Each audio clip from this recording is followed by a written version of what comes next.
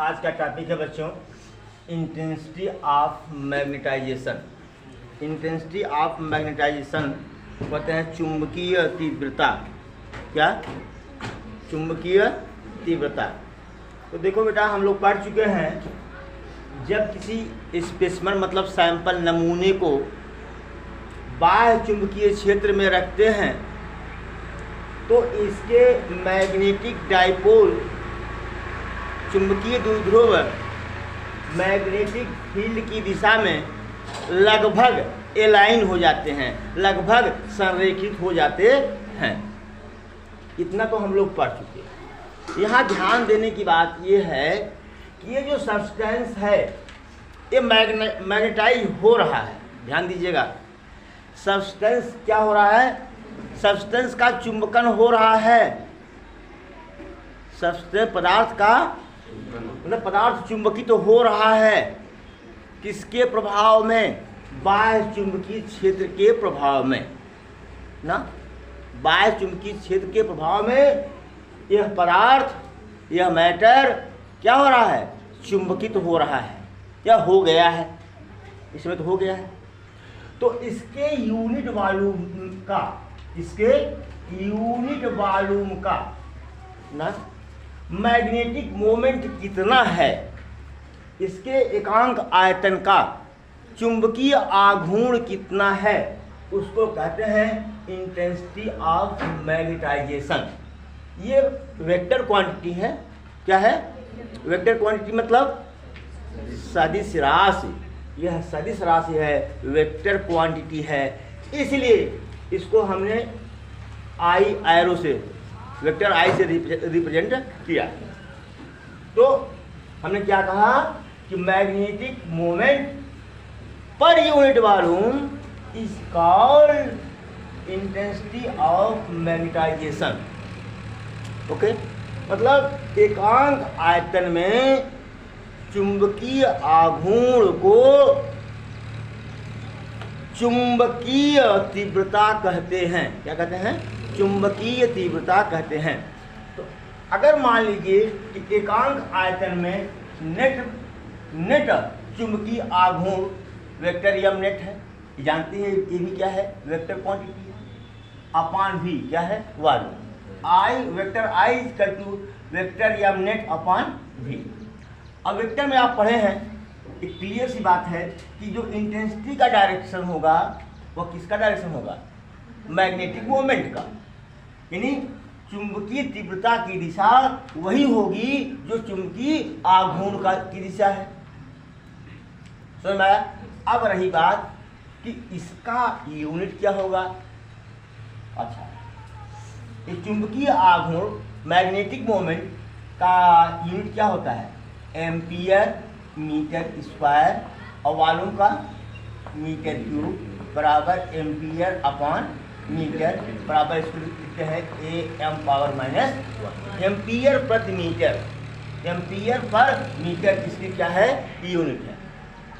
समझ में आ गया? डिफिनेशन भी लिख दिया हमने। Net magnetic moment per unit volume is called intensity of magnetisation ना। एकांक आयतन में तुल्य चुंबकीय आघूर्ण को चुंबकीय तीव्रता कहते हैं। ठीक है, हिंदी भी लिख लेंगे मेरे ख्याल से। अच्छा, इसमें एक क्वेश्चन हमने लिया है, a bar magnet of length 2L।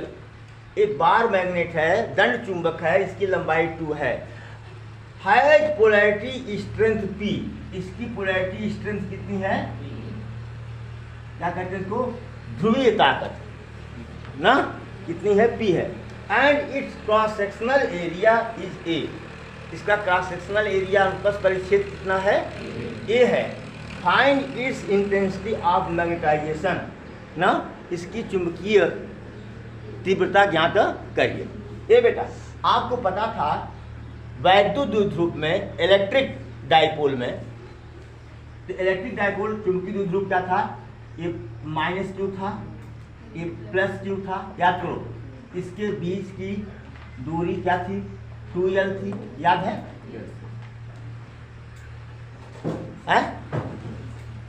वैद्युत द्विध्रुव का आघूर्ण, electric moment of electric dipole.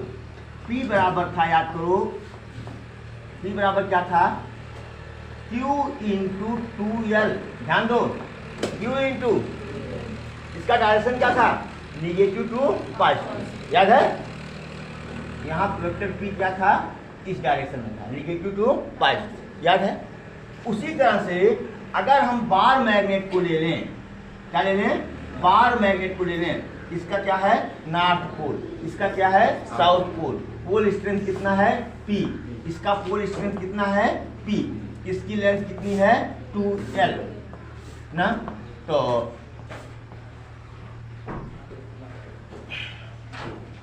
Magnetic moment कितना होगा, वही जहां Q लिए थे वहां यहाँ क्या लेंगे, P into 2L, P into 2L।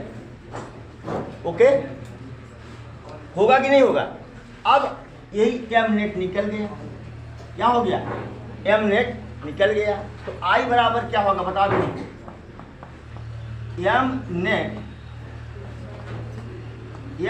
Upon V, volume बराबर एरिया इंटू लेंथ, वॉल्यूम बराबर एरिया इंटू लेंथ, मतलब P into 2L, sorry P into 2L upon A into 2L cancel, बराबर क्या आया, P अपॉन, क्या आया, P अपॉन क्या, ampere प्रति मीटर। समझ में आया, समझ में आया। अगर यहाँ न्यूमरल वैल्यू दे देता तो आंसर जो है न्यूमरल में आता, अंक के रूप में आता, क्योंकि न्यूमरल वैल्यू यहाँ क्वेश्चन में है नहीं। ध्यान दो, अगर लंबाई को भी दे देता कुछ, स्ट्रेंथ को भी का भी कुछ मान दे देता, क्रॉस सेक्शनल एरिया का कुछ मान दे देता, समझ गया कि नहीं, यहाँ संख्यात्मक मान आता। ओके, ठीक है बेटा, नोट इट प्लीज। चलो बेटा, अब आ गया मैग्नेटिक इंटेंसिटी। इंटेंसिटी दोनों जगह है, यहाँ इंटेंसिटी ऑफ मैग्नेटाइजेशन जिसको हम लोग पढ़ चुके, यहाँ है मैग्नेटिक इंटेंसिटी। पहले आप समझिए इसको, हमने कहा कि कोई सैंपल ले लिया, कोई नमूना ले लिया, ठीक है, इसको एक्सटर्नल मैग्नेटिक फील्ड में रख दिया, क्या कर दिया, मान लो, ठीक है, कोई बात नहीं, external magnetic field B external में हमने रखा। अब कहेंगे साहब ये एक्सटर्नल फील्ड आप बी एक्सटर्नल आपने कैसे पैदा किया। हमने कहा, बताया था कि जो मैग्नेटिक फील्ड है यह due to the flowing of current है, धारा के बहने के कारण ना। यहाँ हम कोई सीधा तार ले सकते हैं, कहो हाँ, उसके नाते उसके चारों तरफ मैग्नेटिक फील्ड चुंबकीय क्षेत्र उत्पन्न होगा। या कोई कॉइल ले लिए, क्या, करंट कैरिंग लूप ले लिया हमने, ध्यान दो, इसमें करंट, इलेक्ट्रॉन ऐसे मूव कर रहा है, ध्यान दो, पहले इलेक्ट्रॉन ऐसे मूव कर रहा है, करंट ऐसे मूव कर रहा है, बोलो इसके डाइपोल का डायरेक्शन क्या होगा, अंदर की तरफ। इलेक्ट्रॉन ऐसे मूव कर रहा है, करंट ऐसे मूव कर रहा है, तो क्या करेंगे ये, हैं, बोलो। अब करंट कैसे मूव कर रहा है, ऐसे ना, ऐसे नहीं मूव कर रहा है करंट, बोलो। तो ऐसे करो, ऐसे कर्ल करो, क्या कर्ल करोगे, चारों उंगलियों को, किसके चारों उंगलियों को, दाएं हाथ के चारों उंगलियों को, तो आउटवर्ड होगा, ध्यान दो।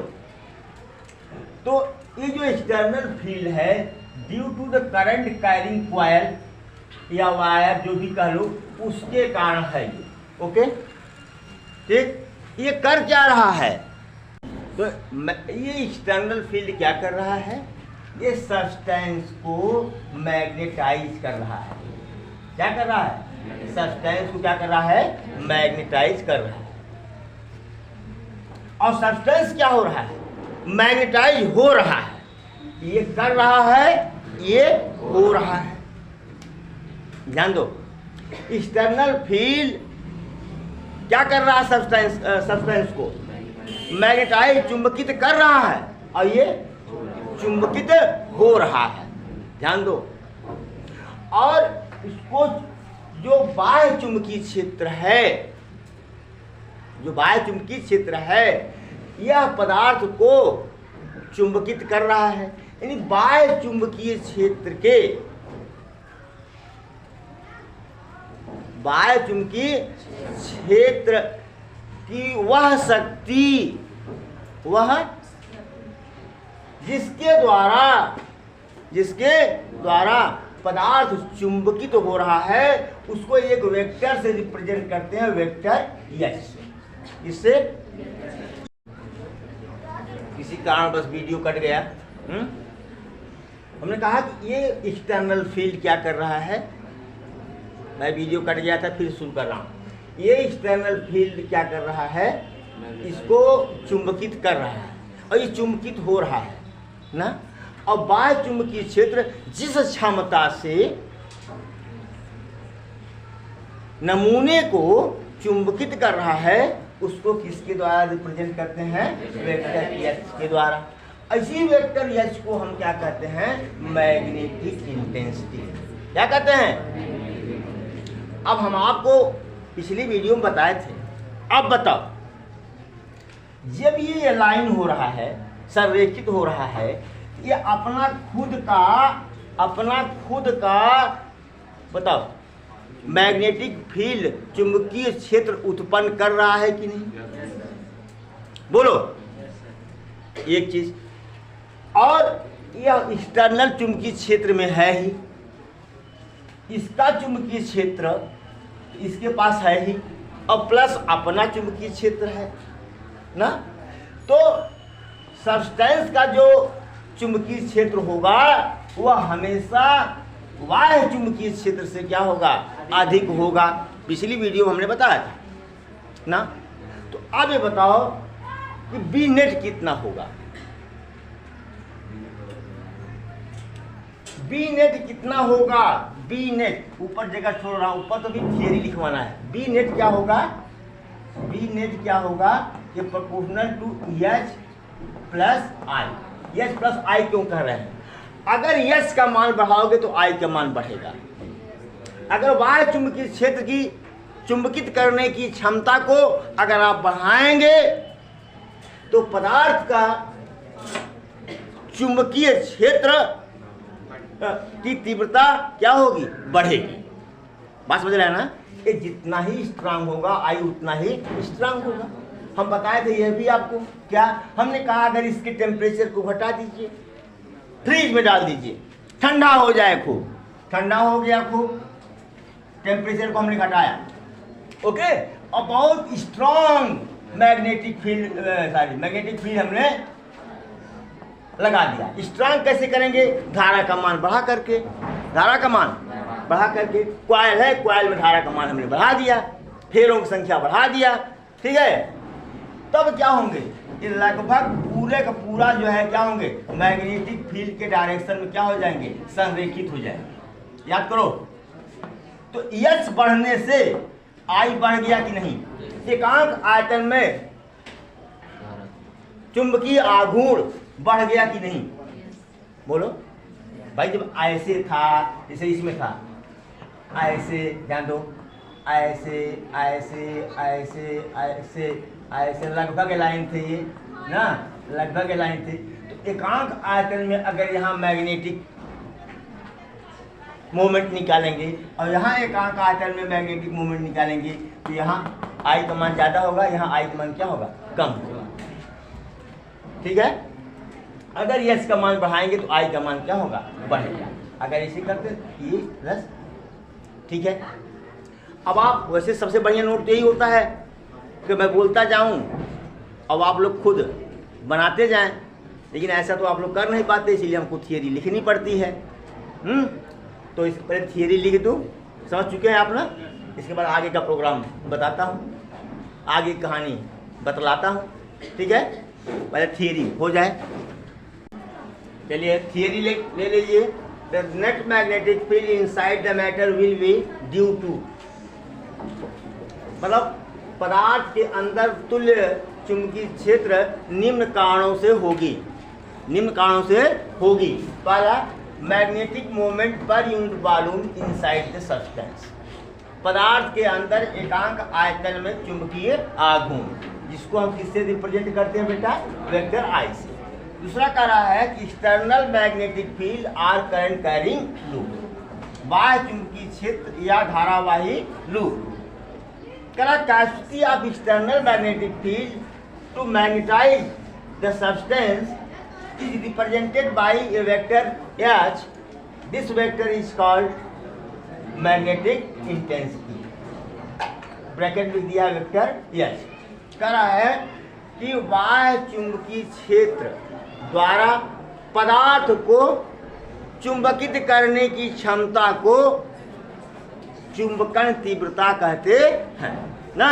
या बाह्य चुंबकीय क्षेत्र द्वारा पदार्थ को चुंबकित करने की क्षमता को एक सदिश वेक्टर H द्वारा प्रदर्शित करते हैं। इस सदिश को हम चुंबकन तीव्रता कहते हैं।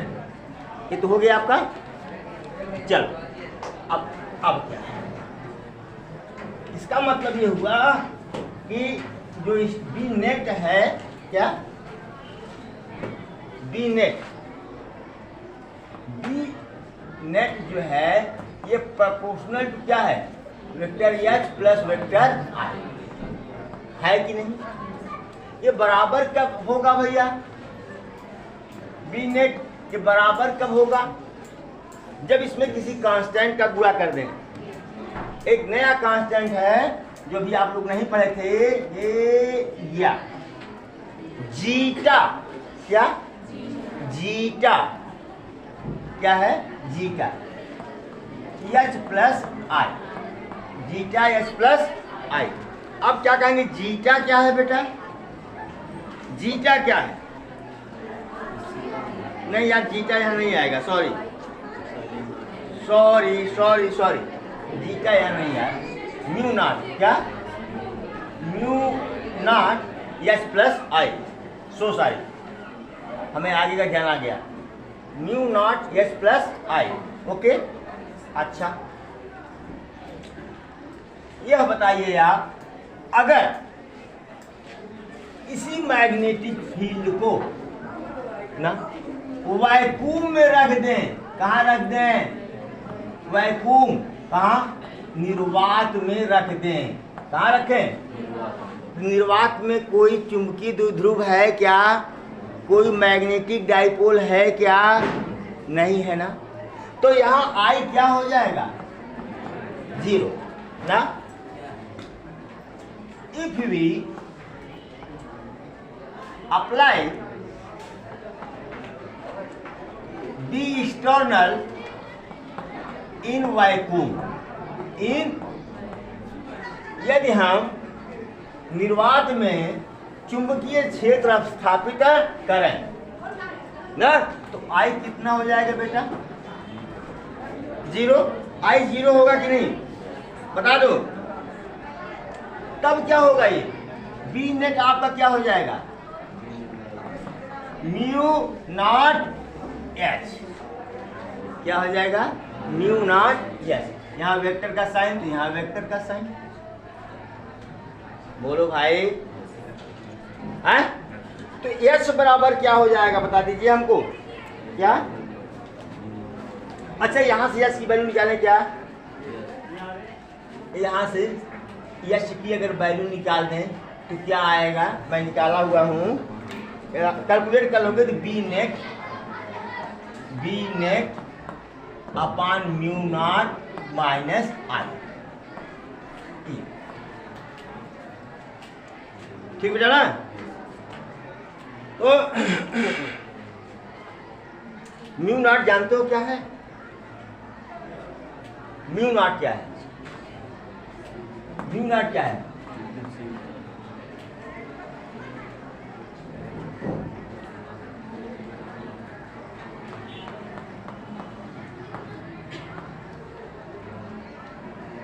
प्रोबेबिलिटी, क्या? चुंबकशीलता, क्या? चुंबकशीलता और किसकी चुंबकशीलता? Of vacuum, of vacuum. आपको पता है μ0/4 बराबर क्या होता है? 10⁻⁷। हाँ, तो म्यू नॉट बराबर क्या हो जाएगा? 4 पाई इंटू 10⁻⁷। अभी इसको रोके रहो, इसको मैं रोक रहा हूं। अच्छा,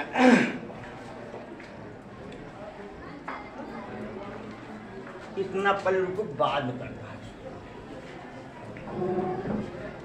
ठीक है। अब देखो, एक vector B, vector H, vector I, इससे क्या क्लियर हो रहा है कि इन तीनों का डायरेक्शन क्या है? एक ही है, एक ही है ना। और इन दोनों को जोड़ा गया है, याद करो, दो वेक्टर को जोड़ा गया है। इसका मतलब क्या हुआ कि दोनों के यूनिट और डायमेंशन, विमीय सूत्र दोनों क्या है? मतलब vector H and vector I has same unit and dimensional formula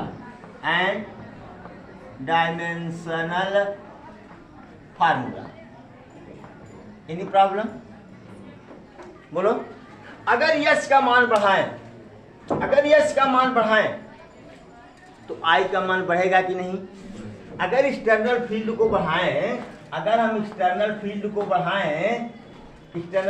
बढ़ाएं, यानी यश को बढ़ाएं, तो आई बढ़ेगा कि नहीं? बताओ, बता दो पहले, बोलो, बढ़ेगा कि नहीं? इसका मतलब ये हुआ कि जो आई है आपका ना, आई प्रोपोर्शनल टू क्या होगा? एच। जब एच का मान बढ़ाएंगे, किसका? एच का मान बढ़ाएंगे, तो आई का मान बढ़ेगा। भाई बहुत ठेठ भाषा में, अगर बाह्य चुंबकीय क्षेत्र बढ़ाते हैं, बाह्य चुंबकीय क्षेत्र की क्षमता को बढ़ाते हैं, तो चुंबकित होने की क्षमता बढ़ेगी, है? बोलो। पर यूनिट वॉल्यूम में चुंबकीय आघूर्ण का मान बढ़ेगा। इतना तो हो गया। ये कांस्टेंट कब होगा बेटा? ये कांस्टेंट कब होगा? यही हमने कहा, सॉरी, ये इक्वल कब होगा? जब किसी कांस्टेंट का मल्टीप्लाई कर दें। तो यहाँ वही कह रहे थे कि नया आ गया zeta H, I equal to zeta H. अगर कभी कभी पूछ दे कि इंटेंसिटी ऑफ मैग्नेटाइजेशन और मैग्नेटिक इंटेंसिटी में क्या डिफरेंस है या क्या रिलेशन है, यही रिलेशन है। यहाँ ये जीटा क्या है? कांस्टेंट है। क्या ये? कांस्टेंट है। यह एक क्या है? नियतांक है, ठीक है। अब इसको कहते क्या है? Magnetic susceptibility. It is called magnetic susceptibility. इसको मैग्नेटिक सस्पेक्टिबिलिटी कहते हैं। इसको चुंबकीय सुग्राहिता, क्या चुंबकीय सुग्राहिता कहते हैं मेरे ख्याल से हिंदी में। चुंबकीय सुग्राहिता कहते हैं इसको हिंदी में। जरा इतना नोट कर लीजिए, फिर आगे कहानी शुरू करें। इतना नोट करिए। चलो, तो जी क्या बराबर क्या होगा? आई अपॉन एच, मतलब ratio of intensity of magnetization and magnetic क्या intensity is called permeability of vacuum ना। इट हैज नो यूनिट, इसकी कोई यूनिट नहीं है, क्योंकि जो यूनिट आएगी वही यूनिट यस की। ये किस पर डिपेंड करता है? It depends upon the matter and temperature ना। टेम्परेचर अगर बदलेगा तो जी क्या का मान बदल जाएगा। अगर पदार्थ अलग अलग होगा तो हर अलग अलग पदार्थों के लिए जीटा का मान क्या है? अलग अलग है। तो बेटा अभी हम लोग निकाले कि बी एक्सटर्नल बराबर mu naught H plus I, यही ना, बोलो। यह बराबर हो गया mu naught H plus zeta H, I बराबर रख सकते हैं कि नहीं, बराबर म्यू नॉट एच हमने काम में ले लिया तो 1 प्लस जीटा, 1 प्लस जीटा, ठीक है, नोट करेंगे इसको। हाँ चलिए नोट इट प्लीज। अभी बताए थे कि अगर बी एक्सटर्नल कहाँ हो, वैक्यूम में, यहाँ क्या है वैक्यूम, वैक्यूम माने जहाँ कुछ भी न हो, बोलो यार। तो वैक्यूम में कोई मैग्नेटिक डाइपोल होगा क्या, वैक्यूम का मैग्नेटाइजेशन होगा क्या, नहीं होगा ना, तो यहाँ आई क्या हो जाएगा जी। तो यही बी नेट बराबर mu naught H plus zero ना। अब एच प्लस जीरो करेंगे तो फिर यहाँ बी नेट लिखेंगे। अब नेट कहाँ है, ये बी नॉट है, क्या है ये B naught, maximum electric field, sorry maximum magnetic field, यही है ये, यानी B naught is equal to mu naught H, ठीक है। कभी कभी क्वेश्चन आ सकता है, हाँ इस पर आएगा ही, करवाया जाएगा। बी नॉट का मतलब कि नो मैटेरियल, क्या नो मैटर, नो मैटर या सब्सटेंस लिखो यार, कुछ लोग कहेंगे नो मैटर, कोई बात नहीं है, सब्सटेंस, जब कोई सब्सटेंस नहीं हो तब मैग्नेटिक फील्ड बराबर म्यू नॉट एच, तब मैग्नेटिक फील्ड बराबर म्यू नॉट एच, ओके, कोई प्रॉब्लम? हाँ चलिए मिटाओ, अरे इधर का नीचे का तो मिटा सकता हूं भैया। चल अब आगे पढ़ते हैं हम कि रिलेटिव परमेबिलिटी, क्या रिलेटिव परमिएबिलिटी, इसको हम म्यू आर से रिप्रेजेंट करते हैं, किससे, म्यू आर से। तो म्यू आर बराबर होता है म्यू एम अपान म्यू नॉट, म्यू एम अपान म्यू नॉट। म्यू एम क्या है, परमेबिलिटी ऑफ मटेरियल, और म्यू नॉट क्या है, परमेबिलिटी ऑफ वैक्यूम ना। तो आप लिख सकते हैं कि ratio of permeability of matter and permeability of vacuum is called relative permeability, यानी पदार्थ की चुंबकशीलता और निर्वात की चुंबकशीलता के अनुपात को क्या कहेंगे, सापेक्ष चुंबकशीलता, क्या कहेंगे, सापेक्ष चुंबकशीलता कहेंगे। Any problem? हाँ नोट कर लीजिए इसको प्लीज। चलो इस कहानी को और बढ़ा दें। जैसे जब सब्सटेंस नहीं था तो म्यू नॉट बी नॉट बराबर म्यू नॉट एच था। अगर सब्सटेंस हो ना, अगर सब्सटेंस हो B M, M for matter बराबर क्या हो जाएगा, म्यू एम एच, बोलो भाई, म्यू एम एच होगा कि नहीं, नहीं होगा। यहाँ जब कोई मैटर नहीं था, कोई पदार्थ नहीं था एक्सटर्नल मैग्नेटिक फील्ड में, तो B naught equal to mu naught H. अगर है तो बी एम बराबर क्या हो जाएगा, म्यू एम एच। बोलो भाई होगा कि नहीं। अच्छा अब जो है जरा कंपेयर किया जाए, क्या किससे कंपेयर करें। अभी हम लोगों ने निकाला था कि B net equal to mu naught H 1 plus zeta. बोलो भाई